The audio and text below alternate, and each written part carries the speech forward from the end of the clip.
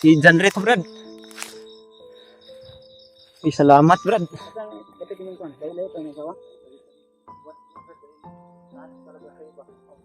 Ayaw niya naman ituro yung asawa mo kung saan.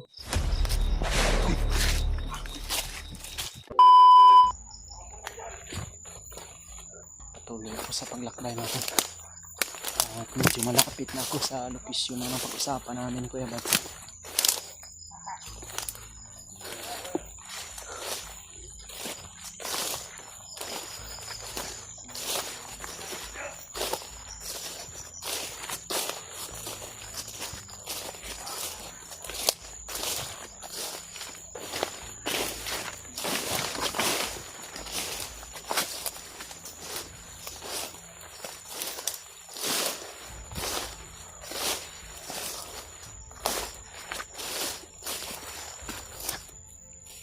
Kailangan na magkarating ako agad dun sa location, mga tol, para makabalik din ako agad dun sa lalagyan ng asawa ko. Kasama ko sila Kuya Bad at si Brad Julius. Sana andun na sila sa location. Dahil ito yung oras o panahon na napag-usapan namin na medyo madilim na yung paligid. Kailangan na magkita kami para hindi kami masyadong makita ng mga kalaban kung maglalakbay kami, mga tol.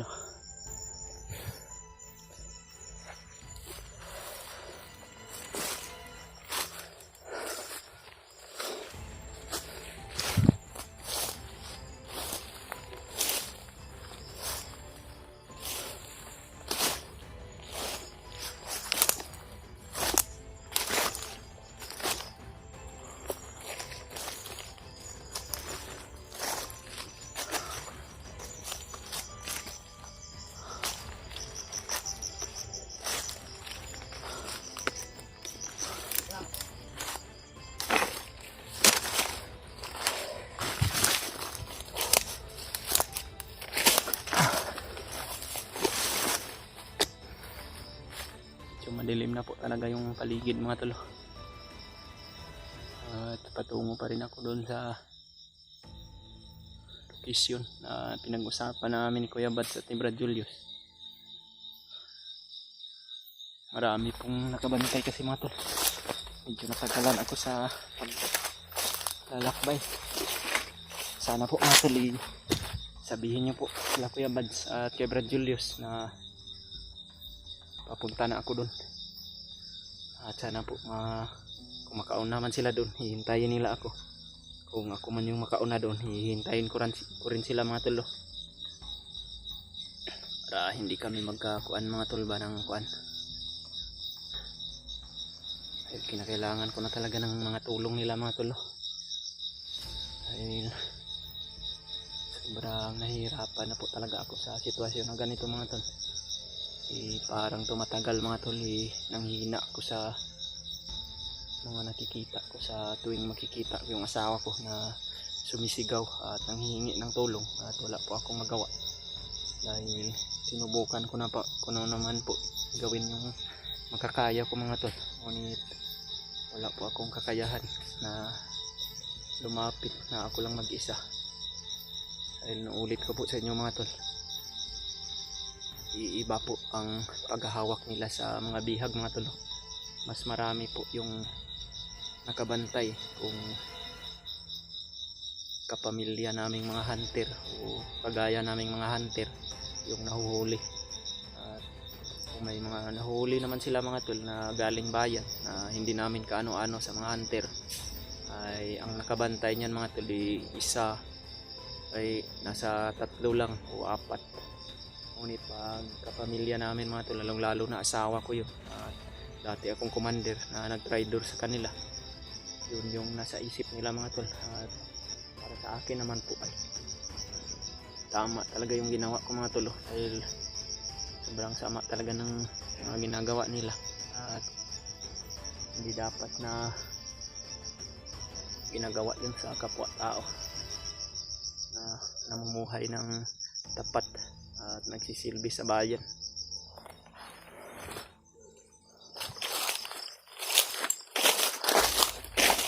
Tuloy pa ako sa paglakbay, mga tol. Malapit na po ako sa location na pinag-usapan namin Kuya Bad.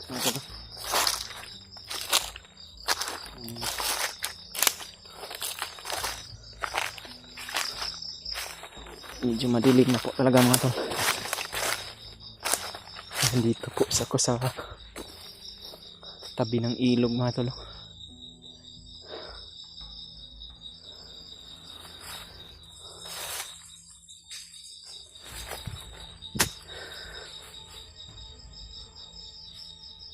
Malapit na po talaga ako sa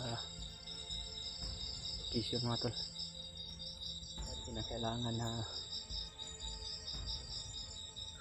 karating ako ng ligtas dito. Kila Kuya Badri.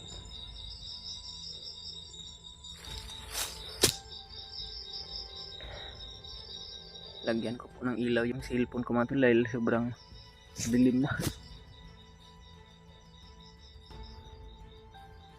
May ilaw dun sa unahan. Baka sila Kuya Bads na to.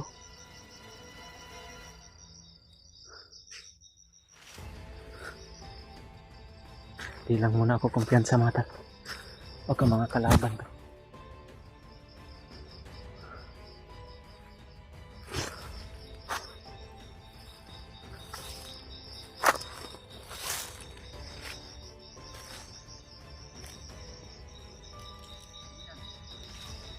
Brad. Uy Brad, si Janre to Brad. Uy, salamat Brad. Uy, salamat mga tol.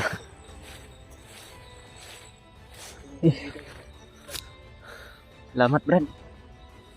Ay, nakuha naman daw ng mga yun. Doon ganun ito mga buto-buto gina. Ito, asan kapit yung kon? Dahil ito yung asawa?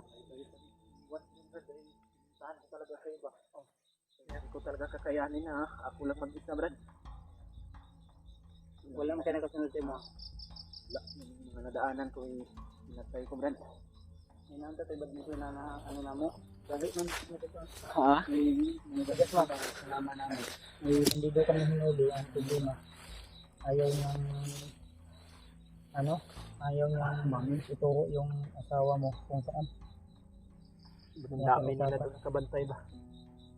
Kasi diyan ko ito nakakita namin ko. Maraming salamat po talaga mga tol. At Taod din yung kita kami muli nila Kuya Bads at ni Brad so, Julius. ko vlog kaunta. Ngayon ko lang ito nakita si Brad Julius. Si Julius. Salamat Dating din. commander po ni Brad. Nakita ko rin yung video yung Brad ba? Niligtas niya si Kuya Bads sa pahamakan ba? Ito na kausap sila. Ngayon lang kita na ngayon nakita na tayo. Sila na nakita. Kita ko na yung video mo. Yung magkasama. Dating commander din to si Julius. Tagal din ako dito sa bundok doon pero hindi Mga sa Kuya Bads ay hindi sila kagaya sa inyo. Salamat mo po mga tol. Dahil nakita ko silang dalawa. Tutulungan na nila ako sa problema ko mga tol. Brad. Ang dugay ba ito? Na.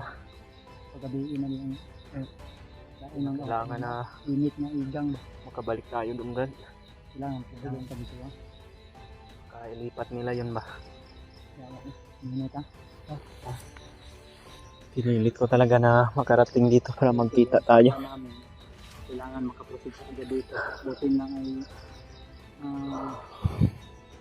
hindi ka naabutan talaga ng masyadong madilim kayo.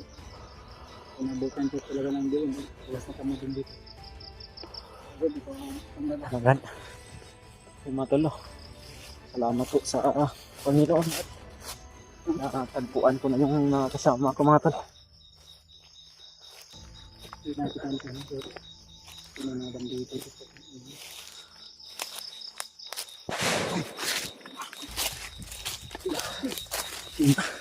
Lagmay yan lang ba?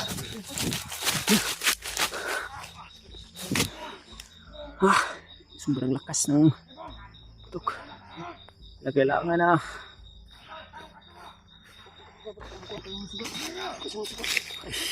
parang hindi naman sana eh.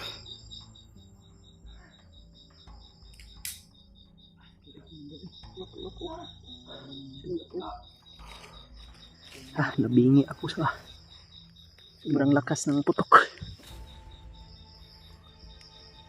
Sa kapo. Naapakan siguro yun bra. Murag na akong natarog bro. Ang natarog. Tatarog ni mo guro ang kuan. Napisi. Kapingin nila. Ang lakas ng Kuya Bads na Galaw ni Kuya Bads yung connection sa landmine mga tol. yung page sa landline ko. Nilapitan ng bandido yung mga nilagyan nila ng landmine. Oh. Alam nila may nasabugan doon. Buti na lang hindi tayo malapit. Brad, tingnan mo yung dinadaanan mo. Baka maraming nilagay nila dito ba? Kaya nga eh. Ang sabay. Baka delikado talaga yun.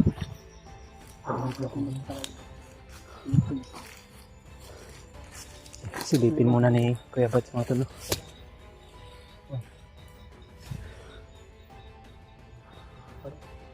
Madilim na yung paligid mga tol. Sana po mga tol, share nyo po itong video sa mga kasama namin mga tol.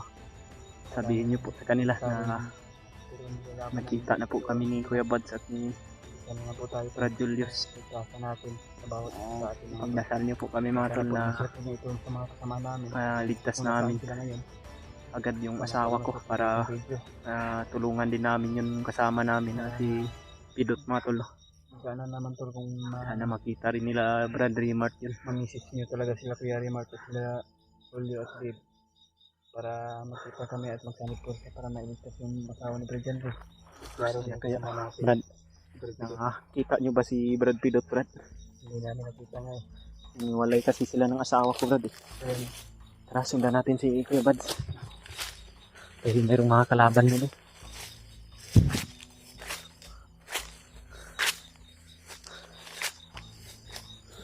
Pagpasensyahan nyo na po mga tol kung madilim yung video namin, ngunit kinakailangan na gawin namin ito. Tinubas ni Kuya Bads yung mga nakabantay sa pagsabog ng landmine mga tol.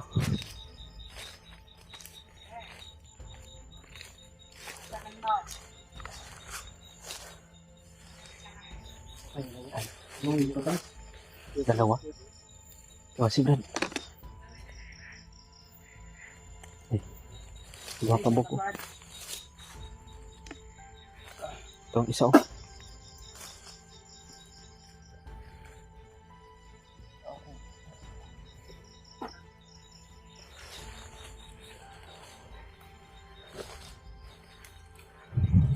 Marami sila sa baba oh. Kahit madilim na ba, magpapatrolya pa rin sila.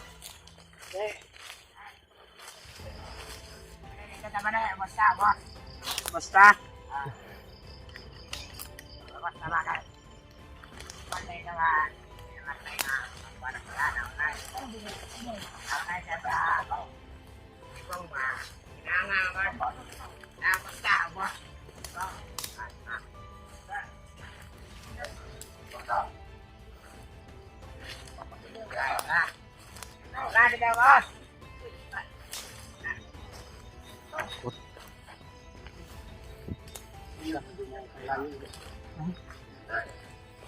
May isa pa doon Brad. Diba si Brad?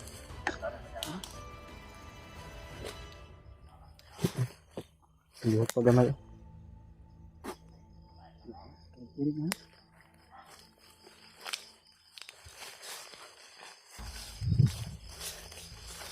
Mga tol, salamat sa mga dasal ninyo mga tol.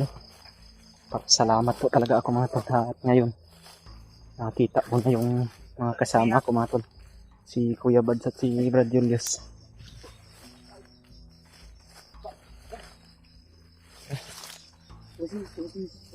Wasis ayaw pabuto kay gabiin.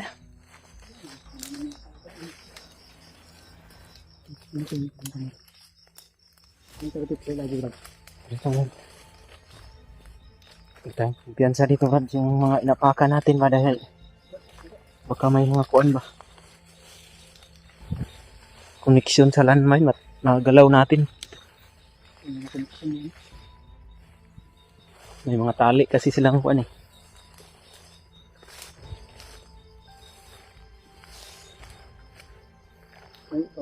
Ha? Layo pa. Layo pa konti brad, mga Layo pa. Isa. 2 oras pa. Siguro naman nagsugat ano. Tira man kay. Pamatay naman ako tong mga kwan dre. Bantay ganiha dre.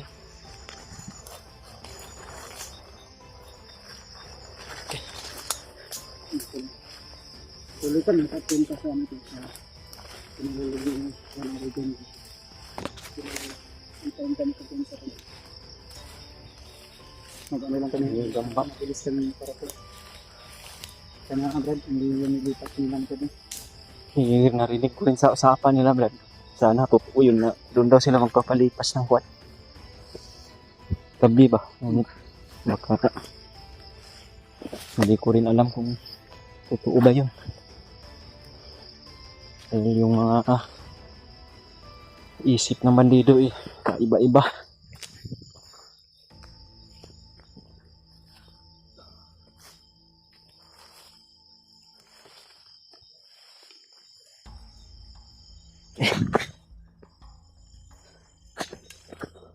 Layo pa. Ay pa.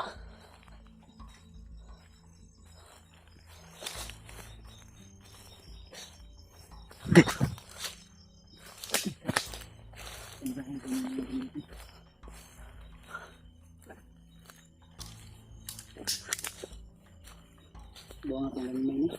Hapit na to ba? Lapit tayong masabugan ng landmine ba? Malapit sa lokasyon na napag-usapan namin mga tol.